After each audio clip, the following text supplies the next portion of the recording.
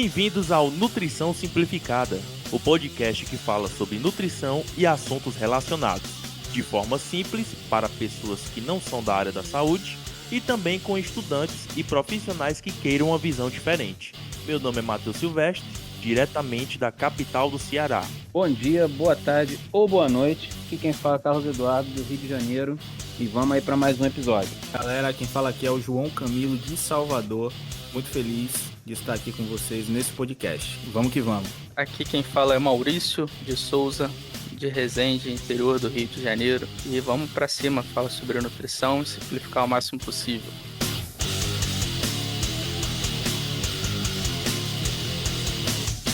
E no episódio de hoje, nós vamos começar um quadro novo que se chama Comentando Posts. E para dar início a esse quadro, nós escolhemos um post do João, mas fica a mensagem para vocês. Se vocês tiverem alguma sugestão da nutrição ou algum post que envolva a área da saúde, que abrange tudo, manda pra gente, manda no nosso direct, que a gente vai colocando nos próximos episódios, beleza? No post de hoje, que a gente escolheu do João, mentiras que te contaram sobre nutrição e que você provavelmente já acreditou. Para quem ainda não segue o João, é @camilo.souza com Z e 2 As no final. Então vamos para o primeiro mito.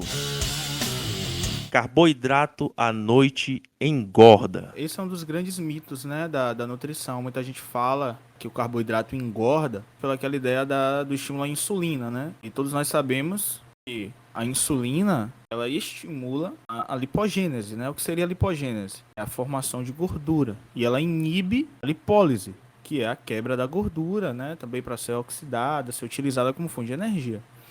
Porém, usar esse argumento do carboidrato à noite engordar, você extrapola muito. Acaba se tornando muito simplista quando fala isso. Tem outros fatores também que vão levar a pessoa a engordar. O quanto ela come, qual tipo de carboidrato ela come, ela tem uma resistência à insulina, por exemplo. Falar que o carboidrato engorda é ser muito reducionista. Então vamos supor o indivíduo que treina um período de 1 a 2 da tarde, ele trabalha o dia todo sentado em um escritório, ele não tem tanta demanda energética, toma um bom café da manhã, come bem, depois do treino come bem. Será que essa pessoa, à noite, ela tem uma necessidade de extrapolar o carboidrato? Acredito que não, porque se ela treina no meio, ali no início da tarde, ela já fez um consumo mais adequado, ela já usou aquele alimento para uma demanda específica naquele horário, por ela não ter tanto gasto calórico. Talvez à noite ela não precise fazer um consumo tão alto de carboidrato. Já um indivíduo que ali sentado no escritório, não tem tanto gasto calórico, porém ele já treina à noite, talvez ele já precise fazer um consumo um pouco maior de carboidrato. E assim, consequentemente, vai depender muito da pessoa, da rotina dela, do gasto calórico dela. Então, eu abro a boca e digo carboidrato à noite engorda, eu deixo de lado tudo que envolve a vida e a rotina da pessoa.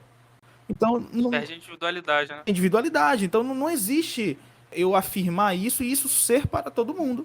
Tem pessoas que realmente elas comem carboidrato e o peso delas acabam aumentando para ela ter essa resistência à insulina. Já, porém, outras pessoas podem comer um prato de macarrão, uma pizza, pão com doce de leite antes de dormir e não vai afetar nada no peso dela. Já outras seria péssimo. Então, o que a gente deve prezar quando a gente fala se carboidrato engorda à noite ou não, é a individualidade biológica do indivíduo, a sua demanda energética e se aquilo cabe para aquele momento ou não da pessoa. Então, isso é um mito, né? O carboidrato à noite não engorda. O que vai engordar o indivíduo é o excesso de qualquer macronutriente, né? O carboidrato ou a gordura, tudo em excesso acaba fazendo mal. Então, o carboidrato à noite pode ser interessante sim, na sua medida correta, aí não vai te fazer mal nenhum se for utilizado aí de uma maneira inteligente. E principalmente se a gente estiver falando de carbos tipo frutas, por exemplo, morango, kiwi, mamão, legumes, isso daí não vai estar fazendo mal nenhum pro cara, que principalmente, igual você falou, João, que tem demanda, né? Que acabou de treinar, ou enfim, Sim. quer diminuir a ingesta de carboidratos refinados à noite, pode optar por esses alimentos até mais funcionais, né? Que tem propriedades extremamente interessantes ali para ser consumido.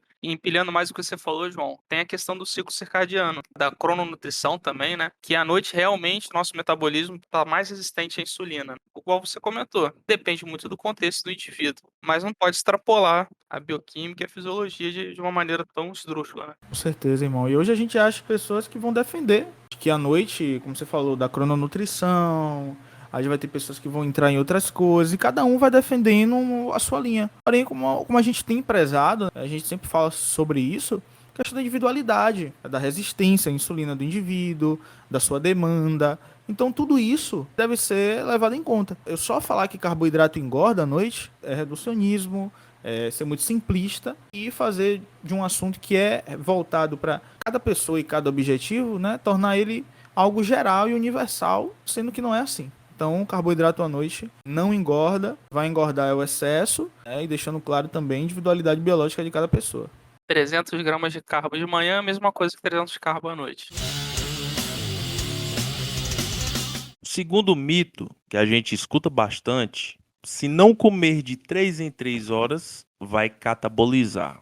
Primeiro, a gente tem que entender qual é o conceito de catabolismo. O conceito de catabolismo é degradação. É quando você tem uma molécula que é grande e você degrada ela em moléculas menores. Isso é catabolismo. O nosso corpo, ele pratica catabolismo e anabolismo, que é o processo contrário, é a formação de novas moléculas, 24 horas por dia. Você acordado ou dormindo vai fazer catabolismo e anabolismo. E quando a gente escuta essa dúvida, né, ou então essa afirmação de que se não comer de 3 em 3 horas vai catabolizar, a gente vai voltar lá para o passado, porque isso aí é um mito já antigo que a gente vê na galera da maromba, no público bodybuilder. Você vê os vloggers marombas, a galera gravando aqueles vídeos lá, comendo de 3 em 3 horas, uma quantidade grande de alimentos, e você imagina ali, aquele cara é gigante. Olha o tamanho do músculo dele, é um monstro. E tá comendo de 3 em 3 horas. Então, se eu comer de 3 em 3 horas, eu vou ser monstro igual ele. Não, não vai. Ou então, ao contrário, eu tenho que comer de 3 em 3 horas para não catabolizar, para não perder aqueles músculos. O fato deles comerem de 3 em 3 horas tem a ver com a quantidade de calorias que eles precisam ingerir para manter a performance, para manter aquele peso, para manter o percentual de massa muscular que eles têm. Um bodybuilder, a depender da categoria, da altura, do peso, ele chega a consumir de 6 a 7 mil quilocalorias por dia. E isso aí, para você estar comendo em 3 refeições ou em 4 refeições, que é aquele padrão café da manhã, almoço, lanche da tarde e jantar, é praticamente impossível. São 7 mil calorias. São refeições com bastante volume e densidade calórica. Por isso que se divide em diversas outras refeições de 6 a 8 a até 10 refeições por dia. Isso divide de 3 em 3 horas para que o atleta consiga suprir as necessidades calóricas dele e fazer a manutenção de todo o corpo dele. Sim, verdade, Matheus. Isso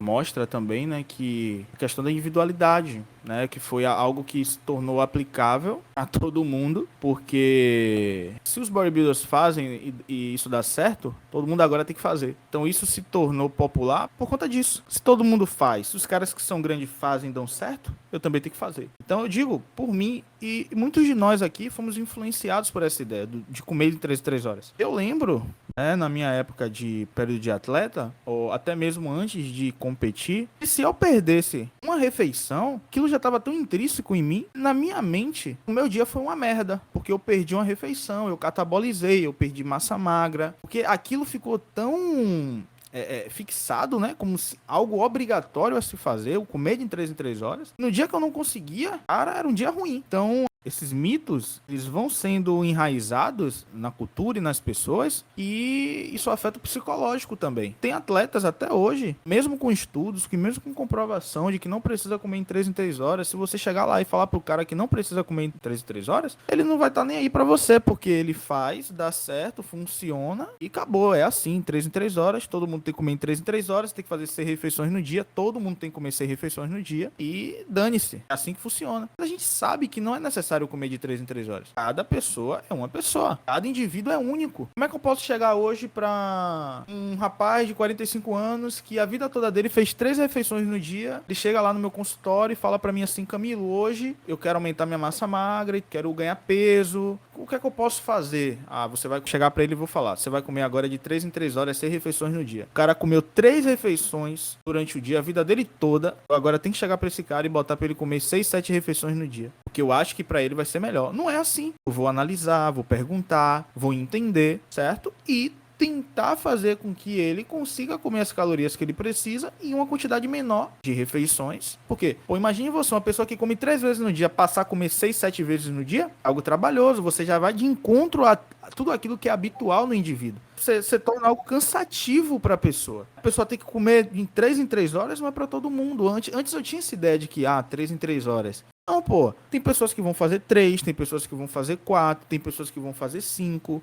Tem pessoas que vão fazer 7. Então isso depende muito de cada pessoa, de como é a fome da pessoa. Tem pessoas que preferem fazer refeições menores, agora comer mais vezes. Tem pessoas que se sentem melhor comendo uma refeição mais cheia, com mais comida, porém comer em um espaço de tempo maior. Ela se sente melhor assim, comendo muito em uma refeição, porém em um espaço maior de tempo. E outras que vão funcionar de outros modos. Então, o primeiro ponto, né, o que deve ditar isso, a questão do em quanto tempo comer? Primeiro, é a individualidade biológica, a individualidade da pessoa. É a rotina dela, é o histórico dela. Pô, você vai chegar pra um cara que trabalha no escritório, vai tipo, falar pro cara comer em 3 horas. Pô, não é todo mundo que tem tempo de abrir uma marmita ali e fazer uma refeição, pô. Tem gente que não tem como. Então você vai ter que adaptar outros meios, estratégias para aquela pessoa conseguir ter a necessidade calórica dela suprida. Então quando eu chego e falo, eu tenho que comer de 3 em 3 horas é o correto, você aplica algo que funciona para alguns, a todo mundo. É aquela ideia de generalizar as coisas, né? Dentro da nutrição tem muito isso. Se generalizar essas questões. É como a gente falou no episódio de dietas da moda. O que são dietas da moda? Estratégia alimentar que funcionou talvez para alguma parcela de pessoas e porque funcionou ou porque o indivíduo fez uma low carb e ele teve uma melhora da sua sensibilidade à insulina, ou porque o indivíduo fez uma estratégia, um jejum intermitente e ele melhorou tal parâmetro. Então agora essa é a estratégia que funciona para todo mundo e eu sou um defensor agora dessa linha nutricional. Pronto, é isso que acontece hoje. Mas eu não posso generalizar e trazer isso que funcionou com uma determinada pessoa e aplicar isso para todos. Isso é relativo. Então a gente tem que ter essa cautela quando a gente toca nesses assuntos. Significa que porque funciona, vai funcionar em todas as pessoas, né? Terceiro mito: creatina aumenta a retenção, dá pedra no rim e precisa dar pausa no uso. Cara, isso é tão sinistro, é tão absurdo que em pleno século XXI nós vemos relatos pessoais de pacientes que vão no médico, doutor, eu tô tomando creatina e o médico vai lá, não, pode cortar que seu nível de creatinina tá muito alto aqui, corta, corta, corta. Em pleno século XXI tem uma galera apavorando um dos suplementos mais estudados e mais seguros e cheio de benefícios, que é a creatina. Em relação à retenção hídrica, de fato a creatina aumenta sim a retenção, só que é uma retenção boa. Por quê? A creatina é uma molécula hidrofílica, ou seja, ela reage à água, ela precisa de água para adentrar nas nossas células. Então, quanto mais creatina você consome, utilizar um linguajar chulo, quanto mais creatina você consome, mais ela puxa água, mais ela suga água, mais ela precisa de água para adentrar nas células. E isso não é ruim, porque ela deixa as fibras musculares mais inchadas, ela dá aquela sensação de inchaço. É uma retenção intramuscular, é diferente daquela retenção subcutânea que é derivada de excesso de sal, de excesso de carboidratos refinados, de excesso calórico dentro da dieta. A retenção hídrica da creatina só traz benefícios, porque vocês imaginam aí, a água é o maior transportador de nutrientes que a gente tem no organismo. Então, se você for pensar nisso, quanto mais água circulando aqui no músculo, mais a probabilidade de nutrientes circulando dentro do músculo. Segundo ponto, sobre dar pedra no rim. Isso aqui é um equívoco grande, porque muita gente confunde o excesso de creatinina derivado ao uso da creatina ou o aumento de práticas de atividade física com nefropatias. Por quê? Porque se você pegar um exame de alguém que está com algum problema no rim, você vai ver marcadores de creatinina e marcadores de ureia, que são dois produtos. A creatinina, produto final da creatina, e a ureia, produto final da amônia. A amônia, no caso, é uma substância que se torna tóxica baseado no excesso de consumo de proteínas. Então, o que é que o corpo faz? Você come proteínas demais, acaba produzindo amônia. Aí o corpo, para se livrar dessa amônia, ele faz uns processos fisiológicos que vai terminar no produto final, na ureia. Então, em um paciente que tem uma nefropatia, você acaba que vendo níveis altos de creatinina e ureia. Mas quando se trata de alguém saudável, um praticante de atividade física, ou então um consumidor de creatina, você também vai ver os mesmos níveis de creatinina altos. Mas isso pelo fato de que a própria musculação, vou dar um exemplo, pode ser qualquer atividade física, mas vamos citar aqui musculação. Isso porque a própria musculação tem essa capacidade de aumentar os níveis de creatinina no organismo. E o próprio consumo de creatina também faz isso. Então, essa associação ela acaba sendo bem equivocada quando você pega os níveis de creatinina elevado e não observa todo o contexto para saber se realmente aquela pessoa tem uma doença no rim ou ela é apenas uma praticante de atividade física e consome creatina diariamente. Por isso, muita gente até hoje ainda tem esse receio, principalmente a galera da medicina, ainda tem esse receio quando dá um nível alto de creatinina nos exames da pessoa, aí eles cortam logo a suplementação de creatina porque eles acham que já é um problema no rim. E o terceiro e último ponto da creatina é se precisa dar pausa no uso. Aí já vem do que você estava falando antes, né? De todas essas possíveis causas de exames alterados, enfim. As pessoas ficam com medo e querem fazer pausa. Ou escutar alguém que tem que fazer pausa, mas voltando no início que você falou, hoje é um dos suplementos mais seguros do mundo, que pode ser utilizado desde a criança, adolescente até o idoso. Então a creatina nível A top, sem necessidade de pausa, né? Grande mito. O quarto mito: se não tomar whey com malto imediatamente no pós-treino, vai perder a janela anabólica. Primeiro é explicar qual é o conceito de janela anabólica, o que seria essa janela anabólica. Ela é um período de pós-treino, quando a gente faz alguma atividade física de alta intensidade, de preferência. Aí você abre essa janela anabólica quando o corpo está num ambiente de que ele perde glicogênio muscular, de que ele tem um gasto calórico bem significativo e de que ele libera alguns hormônios, ele libera algumas substâncias no corpo que criam um ambiente de captação de nutrientes melhor do que se ele estivesse em repouso. Ele tem uma melhora, por exemplo, de sensibilidade à insulina, por isso que tem muita gente que receita um doce de leite pós-treino por conta disso, para dar uma melhorada na reposição do glicogênio muscular. Só fazendo um parênteses, se realmente a pessoa esgotou o glicogênio dela, né? Exatamente. Porque não é difícil, a gente fala, treinei pra caralho. Ela treinou fofo, né? Não vai dar Não nada. adianta, você pode comer seu doce ou depois do treino, ou enfim, outra refeição. Outro parênteses aqui, do doce de leite foi só um exemplo que a gente citou aqui. Se você não tem costume de comer doce de leite, não tem por que começar a comer doce de leite por causa disso. Não é regra, não é obrigado. É só um exemplo do porquê que muitas pessoas comem doce de leite no pós-treino. Eles estão dentro dessa janela anabólica. O corpo deles criou um ambiente propício para você aproveitar e oferecer uma quantidade de nutrientes ideais para que ele reponha a energia, para que ele reponha o glicogênio muscular, para que ele reponha as calorias que ele perdeu naquele exercício ali. Então, o mito tá em precisar tomar o whey com malto imediatamente no pós-treino, porque se eu não tomar imediatamente no pós-treino, eu vou perder essa janela anabólica como se fosse assim um piscar de olhos, como se fosse um estalar de dedos. E não é assim que a janela anabólica funciona. Você não vai acabar de treinar na academia e ainda suado, no descer das escadas ou então no entrar no seu carro ou na saída da academia, a janela anabólica acabou, não. Tem estudo mostrando que a janela anabólica, na verdade, é um dia anabólico. São 24 horas de ingesta de nutrientes para você se recuperar daquele treino, né? Então, igual você falou, não tem necessidade da pessoa sair da academia balançando shakeira igual um desesperado. Pô, tem que mandar com malto, né, também, porque o carboidrato com a proteína aumenta mais a síntese proteica. Isso não existe. Tem até outros estudos também demonstrando isso, né? Que não tem muita diferença de síntese proteica muscular com a adição de carboidrato.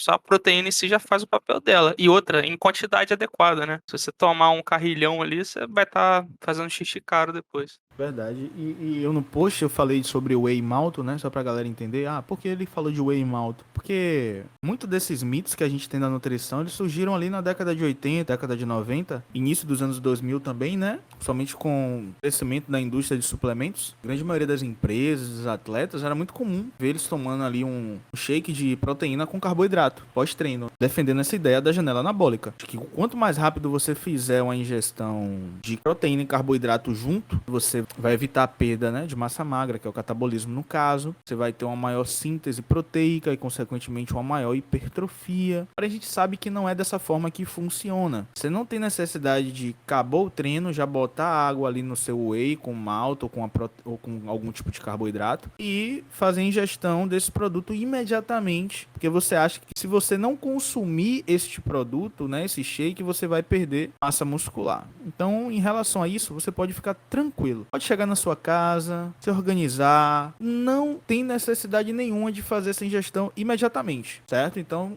só coloquei o whey com malto por isso. Porque é um dos mitos, né, que surgiram. Muitas pessoas se acostumaram a fazer a utilização assim. Então você pensa, o cara tem loja de suplemento, as marcas de suplemento querem vender. Então se eu conseguir vender pro cara uma proteína e um carboidrato junto, melhor pra mim. Então isso foi se propagando igual a ideia da whey hidrolisada, da whey isolada. Porque a whey hidrolisada, o produto, ele sofreu ali uma hidrólise, ele tem moléculas menores de ditripeptídeo, então você tem uma digestão maior desse produto e, consequentemente, por fazer uma digestão mais rápida, você tem uma maior quantidade de aminoácidos na sua corrente sanguínea. Então você vai ganhar mais massa muscular, você vai ter uma maior hipertrofia. Se fosse assim, seria fácil, né? Todo mundo que tomasse whey hidrolisado tava grande. Mas não é assim que funcionam as coisas. Então muitas pessoas, elas acreditam nesses mitos, elas não entendem de onde surgiram. Então, hoje a ciência, os estudos mostram, se eu comer um peito de frango com o meu macarrão no pós-treino, eu vou ter melhores resultados até do que se eu tomar um whey hidrolisado pós-treino imediatamente. A gente tem que entender isso. O que é o whey? O que é proteína? Eu sempre falo, o whey é nada mais, nada menos do que uma proteína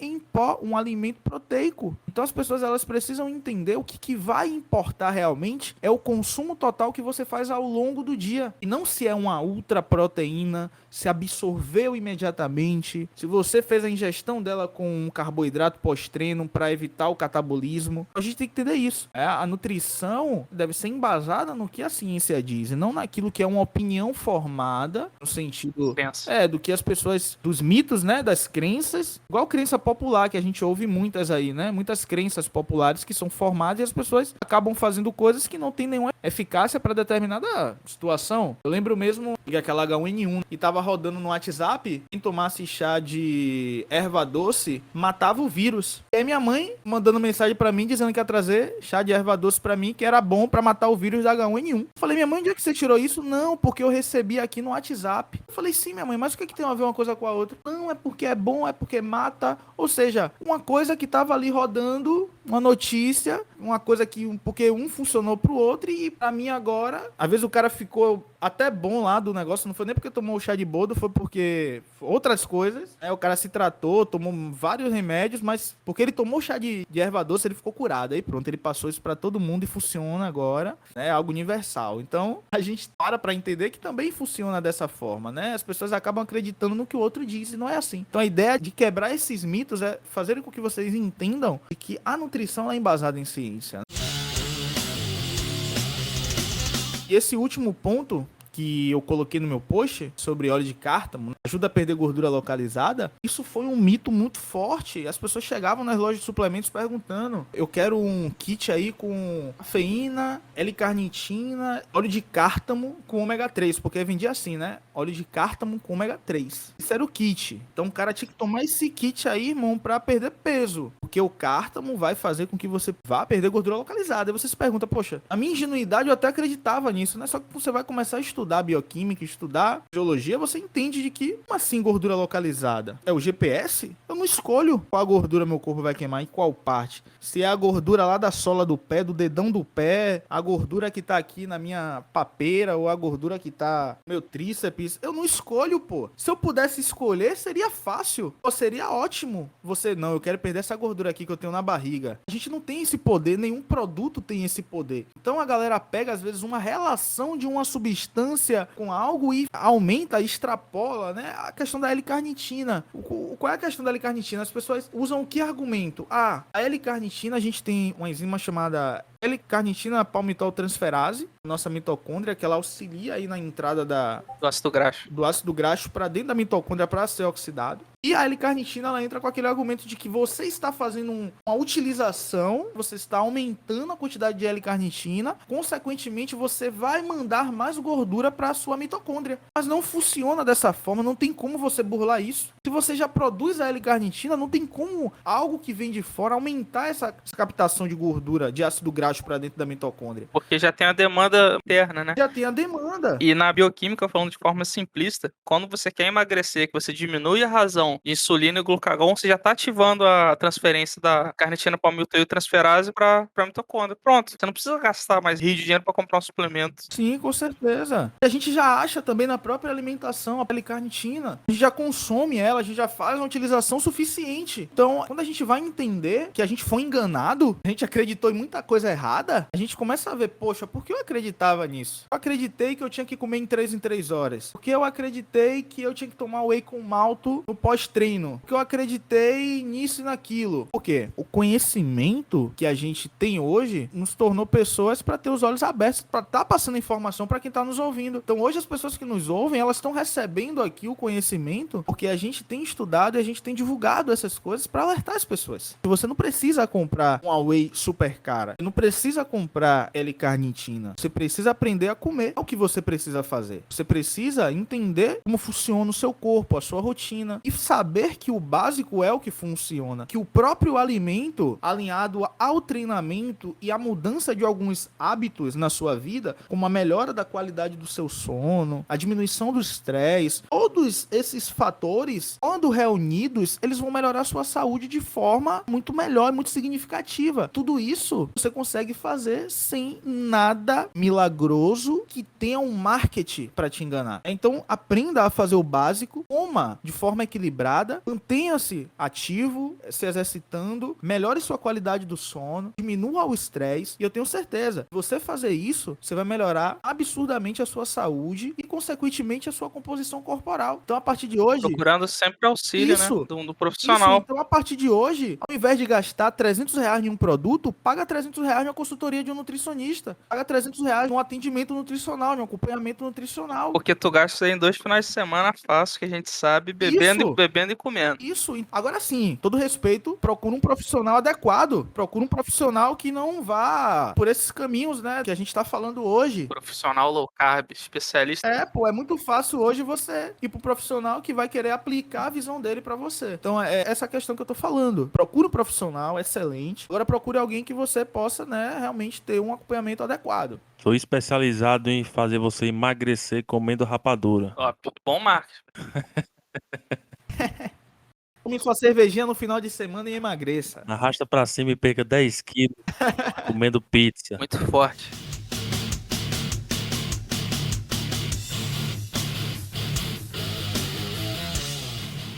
Então é isso, né, rapaziada? A gente fechou mais um episódio. Queria agradecer a todos. João, Matheus, o que vocês têm a dizer aí pra gente? Cara, muito bom. Já tinha um tempinho que a gente não tava gravando, né, por algumas questões. O próprio Carlos não pôde participar hoje aí, mas mandar um abraço pro Carlão do Rio. Um abraço aí, Carlos do Rio. Pôde participar, já tava aqui com a gente, né, mas teve um imprevisto. Antigo deputado fake. E queria agradecer também a cada pessoa, né, que perguntou lá do podcast, porque não tava gravando. Queria mandar um abraço aqui especial para um ouvinte, Vitor, brother Vitor, tá sempre escutando, sempre pergunta aí do podcast. Todas as pessoas, né, que me seguem lá no Instagram também. E vocês, né, que às vezes a gente nem conhece, são pessoas de tantos lugares que estão nos ouvindo. Tem pessoa até de outro país escutando a gente, tô me sentindo até importante. A gente viu lá, né, pessoas de Portugal, Inglaterra, Irlanda. A gente tá estourado. Como diz aqui na Bahia, né? Esqueça tudo que você já viu. A gente tá alcançando o mundo.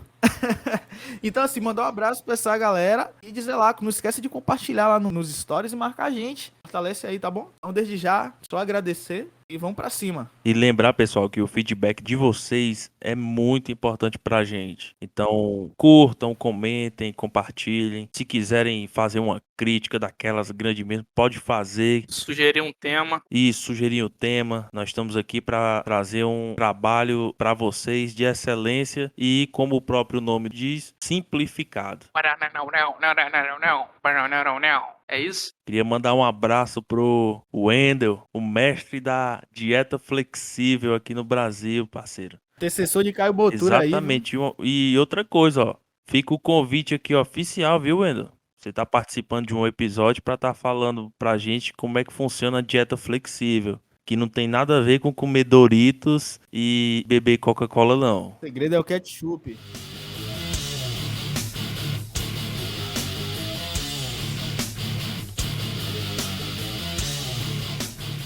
Então é isso, pessoal. Esse episódio vai chegando ao fim. Queria agradecer novamente a atenção de vocês, a quem chegou até aqui. Mandar um abraço a todos os nossos ouvintes de todos os países. Agradecer demais a força que vocês estão dando pra gente. E não se esqueçam, sigam a gente no Instagram, @simplificadanutricão. Lá vai estar o Instagram de nós quatro. E então é isso. Um abração a todo mundo e fui!